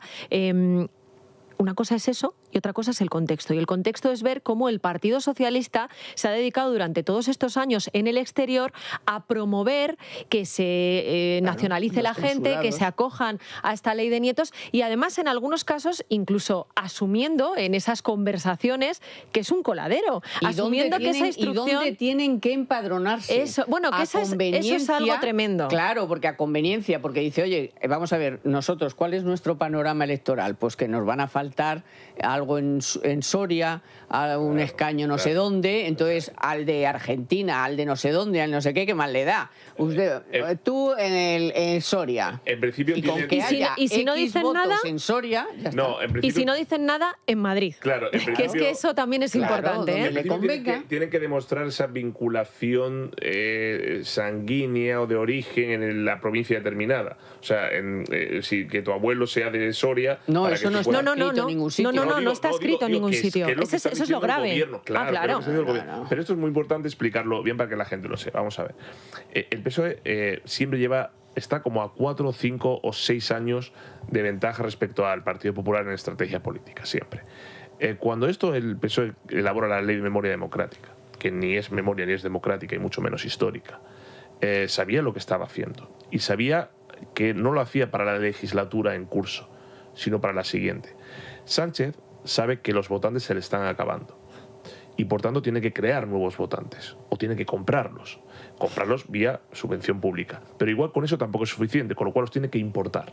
Entonces la ley de nietos es una importación de votantes. ¿Qué significa esto? Y la regularización masiva. Claro, pero tú cuando que es verdad que sí, pero la gente dice, bueno, es que todavía no pueden votar. Ojo, los primeros en 2 años. Ahora voy a la segunda parte. ¿Sí? No, que voy también a eso, porque se ha explicado lo de la regularización de gente irregular. Sí, había mucha gente que necesitaba ser regularizada porque estaba aquí hace muchos años y tal. Pero la intención del gobierno no era esa. Vamos primero a la ley de nietos. Cuando esto se aplica en el año 2022 y Sofía Puente hace un cambio semántico en el cual amplía a nietos, bisnietos, todo el que es a todo Kiski, hablando mal y pronto, entre el 36 y el 55, aunque sea voluntariamente, incluso por causas personales y tal, personas que no han pisado este país nunca, que no han cotizado un solo euro, pero que por mor de ese exilio, aunque sea voluntario, no por cuestión de represión, tenga ya el derecho a decidir quién es el presidente del gobierno, eso es un fraude electoral, es un fraude de ley. Pero es que además lo hace, como ha dicho antes Carmen, porque recibe algún tipo de instrucción política de arriba. Es decir, alguien le ha dicho, es evidente, meta usted ese cambio semántico, porque lo que queremos es ampliar el censo electoral. ¿Por qué es un golpe de Estado? Porque, como están diciendo muchos allí en Hispanoamérica, y no es casual que lo primero que hizo el PSOE fue mandar allí a Salazar junto a 10 personas para que tuvieran todo controlado, a Paco Salazar, el supuesto acosador del Partido Socialista. Y hasta que lo trincaron, iba a ser el siguiente después de Cerdán. Vale. Todos los que están allí están diciendo que la sede del PSOE, que están en toda Hispanoamérica, están dando información de cómo tienen que hacerlo, cómo tienen que empadronarse y tal. ¿Por qué? Porque si tú sumas el 500.000, que no será 500.000, será más de 1 millón en el año 2027, más la regularización de inmigrantes, el PSOE va a meter en el sistema de golpe entre 2 y 3 millones de nuevos votantes. Todos no lo van a votar al PSOE, pero sí los suficientes para que en provincias como Burgos, como Soria, pueda ser determinante. Ese tercer y cuarto escaño, que son de poquitos cientos o miles, en vez de ir para el PP, vaya para el PSOE. Les leo 2 titulares. El líder del Partido Socialista en Galicia se va de viaje a Argentina y Uruguay para defender la ley de nietos de Sánchez. Noticia de hoy mismo del Debate. Y otra noticia, por cierto, hablamos mucho de Zapatero. Zapatero colaboró con el lobby de los nietos del exilio en Argentina para impulsar la nacionalización masiva. ¿Cómo no? En 2018 ahí estaba y ahí están esas fotografías. Nos vamos a ir a publicidad. Vamos a volver con una entrevista muy interesante a Alejandro Fernández sobre lo que ha pasado en el Parlamento de Cataluña y por qué Salvador Illa ha votado en contra de recibir a los ganadores después del Mundial. Pero antes, Ana, un consejo en forma de curso de inversión. Sí, porque la gente está muy ocupada, cabreándose con la política, mirando el precio de la gasolina y ocupada con esas cosas que no puede controlar. Pero la verdad es que nunca fue tan fácil el acceso a la riqueza desde tu casa con tu móvil. No invertir también es una elección y es la elección de perder dinero. Invertir con cabeza, toma las riendas y por ser oyente de radio y Libertad Digital con un precio espectacular. ld.invertirconcabeza.es. Ignacio Escudero, ¿qué tal? Muy buenas noches. Buenas noches. Bueno, José Luis Rodríguez Zapatero dará por fin esas explicaciones que prometió hace más de un mes. Lo hará, eso sí, en Televisión Española. Mañana jueves, a partir de la 1 del mediodía, en el programa de Javier Ruiz, Mañaneros 360, es la primera entrevista que dará el expresidente imputado tras su declaración ante el juez Calama y la imputación de sus hijas. Y todo esto 2 días después de la declaración de Julio Martínez Julito, en la que desmonta toda la defensa de Zapatero.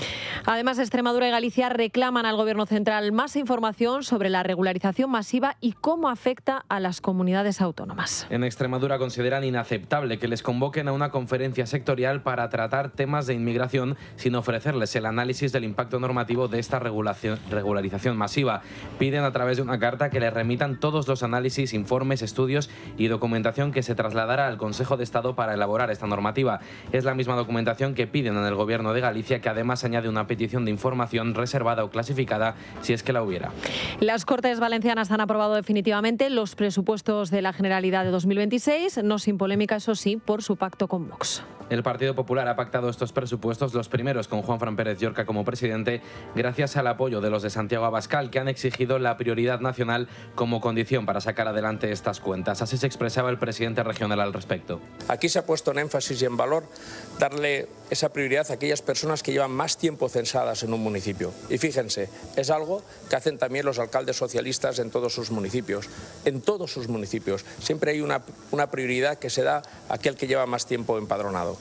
Ese es el concepto de prioridad que entiendo yo y ese es el concepto de prioridad que está aprobado en los presupuestos que hemos acordado hoy. Algo que, por supuesto, ha criticado la izquierda es el caso de la presidenta del PSOE en la comunidad y también ministra Diana Morant. Sí, hoy es un día muy triste aquí en la Comunidad Valenciana porque efectivamente la sociedad valenciana está recibiendo un mensaje muy peligroso, que es el de que el gobierno valenciano pues va a distinguir entre si eres o no eres suficientemente valenciano o suficientemente español, pues por ejemplo para recibir asistencia sanitaria o para recibir educación, en este caso los niños o la gente joven. Y mientras tanto seguimos muy pendientes de los incendios activos en España, a pesar de que el de Mierla, en Guadalajara, afortunadamente está estabilizado. Tras arrasar más de 32.000 hectáreas y convertirse en el más extenso de la historia de Castilla-La Mancha, el presidente regional ha comunicado que está más cerca de su extinción completa. Esta mejora de la situación ha permitido levantar la orden de evacuación en 5 municipios e incluso se prevé que los vecinos de la propia localidad de La Mierla puedan regresar cuanto antes a sus viviendas. Sin embargo, no es el único fuego activo en la región. Otros 6 incendios forestales simultáneos, 2 de ellos en nivel operativo 2, el de Selas, con 2.600 hectáreas quemadas, y el de Almorox, en Toledo, que ha provocado el desalojo de urbanizaciones y cortes de carreteras en el límite con la Comunidad de Madrid, donde ya se ha movilizado la UME y se ha mandado un alert de advertencia a la zona. Y nuevos falsos terceros grados a presos de ETA en el País Vasco. Los terroristas Zapata y Mobutu se benefician ya del artículo 100.2 y podrán salir de lunes a viernes de prisión. Este nuevo beneficio penitenciario en el caso de Juan Ramón Carasatorre, alias Zapata, había sido rechazado en 2 ocasiones, una por el Juzgado de Vigilancia Penitenciaria y su recurso por la Audiencia Nacional, aunque esta vez por defectos formales que el gobierno vasco ya ha corregido para otorgarle la semilibertad. Zapata fue condenado por el asesinato de Gregorio Ordóñez y otras 2 personas, además de otros delitos. Este no ha sido el único caso. El etarra Alberto López de la Calle, alias Mobutu, condenado por el asesinato de 3 guardias civiles en una prueba ciclista en Salvatierra, Álava, también ha sido concedido con este tercer grado encubierto.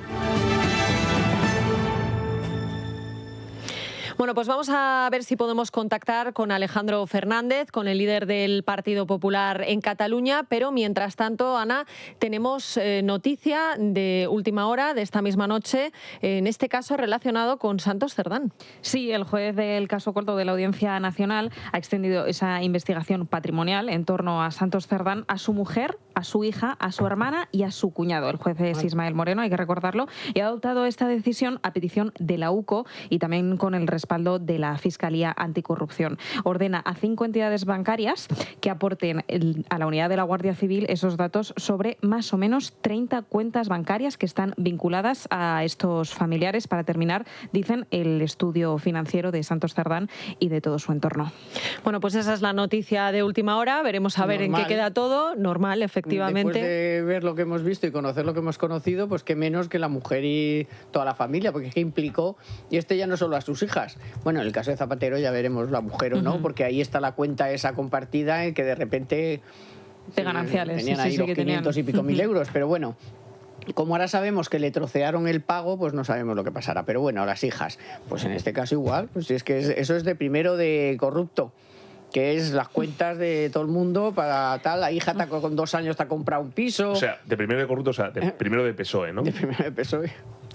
Bueno, vamos a hablar de lo que ha sucedido hoy en Cataluña, porque esta mañana había pleno en el Parlamento de Cataluña y Alejandro Fernández, el líder del Partido Popular, pues decía esto a Salvador Illa, al presidente de Cataluña. Porque solo así puede usted felicitar en redes la victoria de España en el Mundial y a la vez votar en contra de recibir en el Parlamento a los catalanes campeones del mundo. Porque solo así puede usted fingir emoción por la victoria de España y a la vez prometerle a Esquerra selecciones deportivas catalanas para enfrentarse a España. Esto era lo que decía Alejandro Fernández. Le respondía el presidente de Cataluña, el socialista Salvador Illa. A todos los deportistas catalanes que han logrado éxitos les he ofrecido recibirlos en el Palau de la Generalitat. Lo hice también con los 9 jugadores catalanes que forman parte de la selección española y no han podido venir. Se ha equivocado, se ha pasado de frenada. Aquí no hemos votado en contra. Aquí ha habido un intento de instrumentalizar a la selección y de hacer política con el fútbol por parte de algunos partidos políticos como el suyo. Bueno, pues esto era lo que sucedía. Vamos a hablar con Alejandro Fernández. Parece que estamos teniendo problemas para hacer esa llamada, pero de un momento a otro nos responderá. Y bueno, a mí lo que me parecía sorprendente, ahora nos explicará Alejandro Fernández, el líder del Partido Popular, qué es lo que ha pasado exactamente y por qué realmente Salvador Illa ha votado en contra de recibir a los jugadores. Pero de todas formas, en su respuesta, Salvador Illa pues desvelaba algo que también a mí me parece significativo, ¿no? Decía, bueno, es que yo le ofrecí a los jugadores que le recibiéramos y no han querido. Hombre, pues por algo no querrán, ¿no?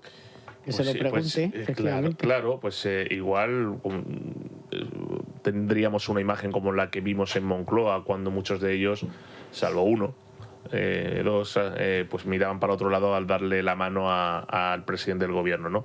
En Cataluña hace mucho tiempo, no, desde casi el principio, que el PSC es un partido nacionalista más. Y ella es un nacionalista más.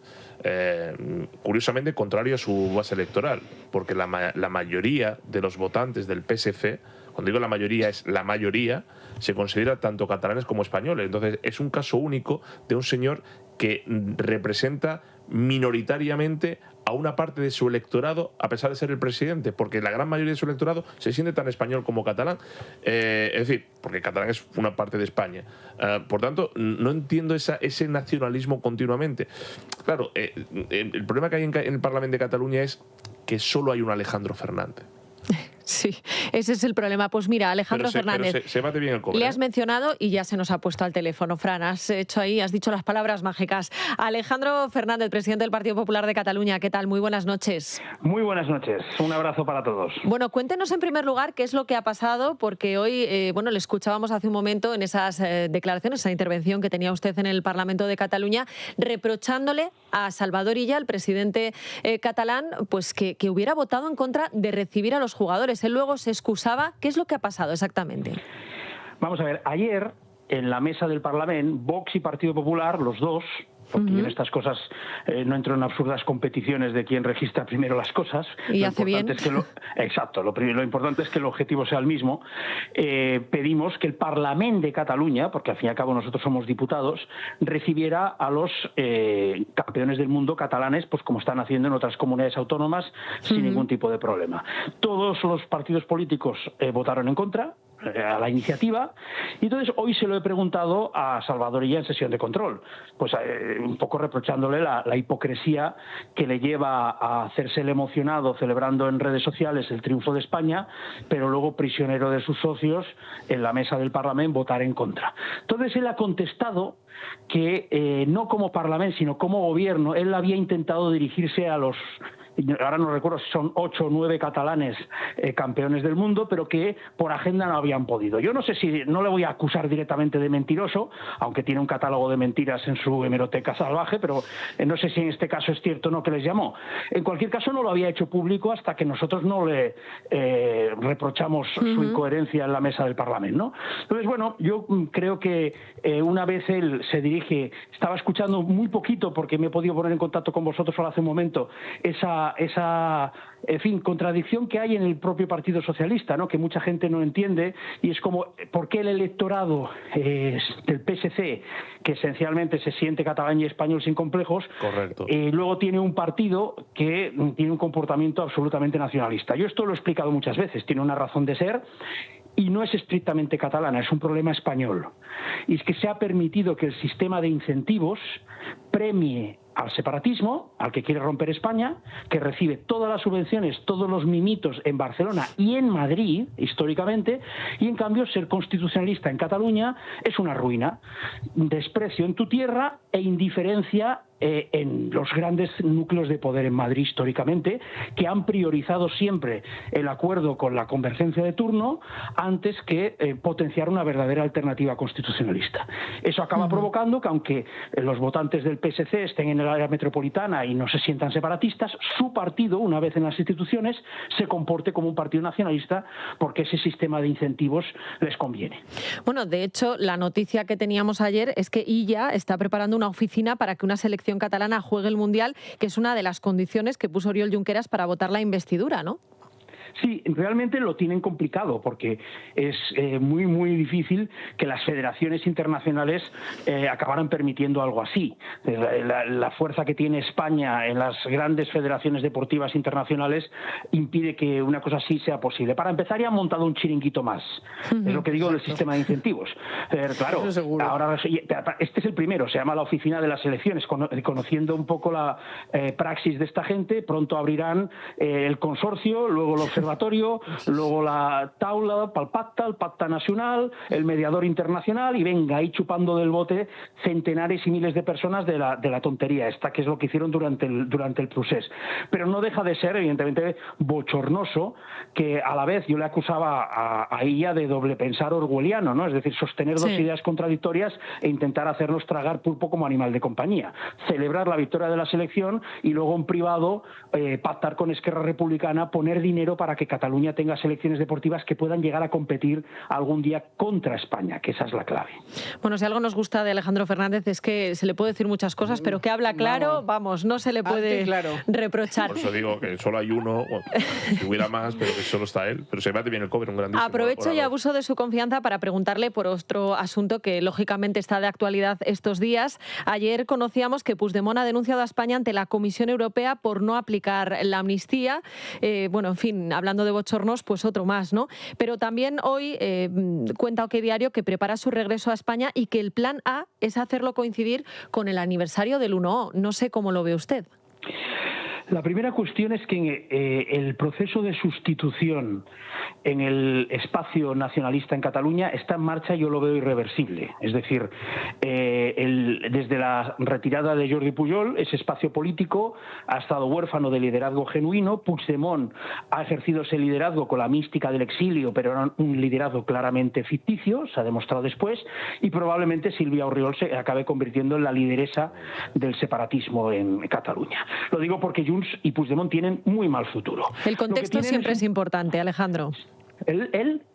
¿Perdón? Que no, que digo que es que efectivamente el contexto es importante para entender todo lo demás. Es decir, es muy probable que Junts se disuelva en un plazo de máximo de 2 o 3 años. Puedo equivocarme, pero esa es mi opinión y lo digo con el respeto y la prudencia de alguien que preside un partido a quien también se nos dio por muertos hace unos años y resucitamos. O sea, que lo digo con respeto por todos. Pero les veo un futuro muy complicado. Lo que tienen un presente con capacidad para incordiar y hacer daño. Eso eso sí es cierto. Lo primero que conviene recordar, y esto tenemos que pensarlo todos, y cuando digo todos es todos, es que no hay política de distensión que sirva nunca para calmar a esta gente. Correcto. Fíjense que a Puigdemont le han masajeado la espalda, la nuca, y paro aquí, todo lo habido y por haber, a él, a sus compañeros de partido aquí, y en cambio, mira, las primeras de cambio denuncia a España. No, es más, cuanto más distensión les ofreces, más chulitos se ponen. Parece mentira, parece increíble que haya gente que todavía no haya entendido ese mecanismo más sencillo que la tabla del 1. O sea, es increíble. Pero la segunda es que él, cuando vuelva aquí, yo también creo que, independientemente de que lo haga coincidir con el 1 de octubre, creo que él ya va a poder comprobar que es un actor político del pasado. No sé si Fran Carrillo quería hacerle una pregunta. Sí, Alejandro, ¿qué tal? Muy buenas noches. Muy buenas, amigo, ¿qué tal? Yo hay una cuestión que quiero trasladarte, porque efectivamente, como el contexto ha cambiado, yo no sé si tú ves próximamente que el eje discursivo y sociológico vire hacia un tema sensible que en Cataluña especialmente está afectando, como es el tema de la seguridad, de la inmigración, y que en ese sentido se divida en dos bloques: el bloque más separatista, en el que esos temas lo capitalice Alianza Catalana, y el bloque más, digamos, constitucionalista, que lo digamos, acapare Vox. O es posible volver a un escenario, tú eres una persona optimista por naturaleza, porque estás en un sitio donde te bates el cobre cada día. Se puede repetir, lo digo porque cada vez que sale el GESOP y encuestas y se dicen que la mayoría de la ciudadanía catalana, como la vasca, se siente tan catalana como española, se puede repetir un escenario como el de 2027, donde el constitucionalismo salga elegido por mayoría social. ¿O ese escenario es descartable y la irrupción de Alianza Catalana impide que se pueda volver a esa mayoría, digamos, de voto no separatista o nacionalista? Yo lo primero que creo es que está en nuestras manos, y hablo del Partido Popular, evitar que todo eso se produzca. Evidentemente, en el corto plazo pasarán cosas que no estarán en nuestra mano porque no gobernamos en España. Pero en el momento en el que gobernemos en España, con absoluta determinación tenemos que hacer dos cosas. La primera es una política de inmigración y de seguridad radicalmente diferente de la actual, rigurosa, que es ni papeles para todos ni todos expulsados, pero que las personas que vengan a trabajar y a cumplir nuestro ordenamiento jurídico, la igualdad entre hombres y mujeres y tantas cosas más. Y la segunda que habrá que hacer es hacer algo que nunca se ha hecho en la España desde la recuperación de la democracia, que es, en lugar de seguir cediendo hasta desmantelar el Estado en Cataluña, plantarles cara. Recuperar y fortalecer el Estado en Cataluña, dejarles claro que no vamos a aceptar que sigan desmantelando el Estado y violando los derechos y libertades de los catalanes, que no somos separatistas. Y en ese momento, cuando hagamos esas dos cosas, primero, resolviendo la cuestión de la inmigración y la seguridad, una de las razones de ser de Alianza Catalana desaparecerá. Y en el momento en el que hagamos algo distinto con respecto a la cuestión nacional, el constitucionalismo en Cataluña tendrá una oportunidad de por fin armar una alternativa. Algo que estuvo a punto de hacer Ciudadanos en su momento, lo conoces tú mejor que yo, pero por distintas razones al final acabó fracasando. Pues en fin, me reafirmo que da gusto hablar con alguien que no rehúye ningún debate y ninguna polémica. Don Alejandro Fernández, presidente del Partido Popular de Cataluña, muchísimas gracias por atendernos. Un fuerte abrazo. Muchísimas gracias a vosotros y un abrazo muy fuerte. Yo un añadido breve. Pero muy breve, Carmen, muy breve. Que nos vamos. Yo es que hablaría ya de cambiar la ley electoral, porque no puede ser eso aquí que estamos todos de acuerdo. 7 diputados tengan secuestrada España. No, pero bueno, si obtienes una mayoría hay que subrayarlo, de 202, 200, da igual, se 200 puede hacer. o más, da igual, se puede hacer porque hay 3. Sí, hay varios, pero sobre todo 200. ¿De sobra? Pero hay que preguntar en Génova si estarían dispuestos a eso. A mí me da igual lo que diga Génova, yo digo mi opinión. No, lo digo si lo hacen o no, llegado a pues ese escenario hay que presionar para que lo hagan. Vital. Bueno, pues desde aquí lanzamos ese mensaje a quien quiera recoger el guante. Esperemos que alguien en Génova nos esté escuchando. Nos vamos a ir a publicidad, pero no se muevan porque enseguida volvemos con nuestra sección España en el Mundo, hoy con Florentino Portero para hablar de asuntos muy interesantes. En Es Radio, La Noche de Cuesta, con Sandra León.